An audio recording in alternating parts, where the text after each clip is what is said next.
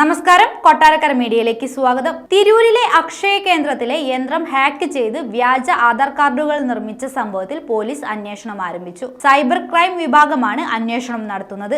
ആലിങ്ങലിലെ അക്ഷയ കേന്ദ്രത്തിലെ ആധാർ യന്ത്രം ഹാക്ക് ചെയ്ത് 38 വ്യാജ ആധാർ കാർഡുകളാണ് നിർമ്മിച്ചത്. യൂണിക് ഐഡന്റിഫിക്കേഷൻ അതോറിറ്റി നടത്തിയ പരിശോധനയിലായിരുന്നു വ്യാജ ആധാർ നിർമ്മിച്ച വിവരം കണ്ടെത്തിയത്.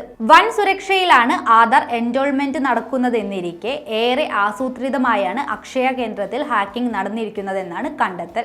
ജനുവരി 12-നായിരുന്നു ഹാക്കിംഗ് നടന്നത്. ഒരു ഫോൺ കോളിലൂടെയാണ് ഹാക്കിംഗ് നടന്നത് എന്നതാണ് ശ്രദ്ധേയം. യൂണിക് ഐഡന്റിഫിക്കേഷൻ അതോറിറ്റി ഓഫ് ഇന്ത്യയുടെ പ്രതിനിധി എന്നാണ് ഫോൺ വിളിച്ചയാൾ പരിചയപ്പെടുത്തിയതെന്ന് അക്ഷയ കേന്ദ്ര അധികൃതർ പറയുന്നു.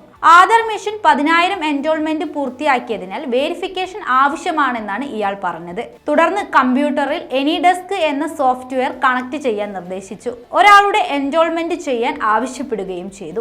ഇതിനുശേഷം പരിശോധന പൂർത്തിയായെന്ന് പറഞ്ഞ് കോൾ അവസാനിപ്പിക്കുകയായിരുന്നു. പിന്നീട് പ്രൊജക്ട് ഓഫീസിൽ നിന്ന് മെയിൽ വന്നതോടെയാണ് തട്ടിപ്പ് നടന്നു എന്ന് മനസ്സിലായത്. വ്യാജ ആധാറുകൾ റദ്ദാക്കുകയും തിരൂരിലെ ആധാർ യന്ത്രം മരവിപ്പിക്കുകയും ചെയ്തിട്ടുണ്ട്. വ്യാജമായി നിർമ്മിച്ച ആധാറുകളുടെ വിവരങ്ങൾ അപ്ലോഡ് ചെയ്ത് തിരൂരിലെ മെഷീനിൽ നിന്നാണെങ്കിലും വിരലിന്റെയും കണ്ണിന്റെയും അടയാളങ്ങൾ ഉൾപ്പെടെ ബയോമെട്രിക് വിവരങ്ങൾ ഉൾപ്പെടുത്തിയിരിക്കുന്നത് പശ്ചിമ ബംഗാൾ, ജാർഖണ്ഡ് സംസ്ഥാനങ്ങളിൽ നിന്നാണെന്ന് കണ്ടെത്തിയിട്ടുണ്ട്.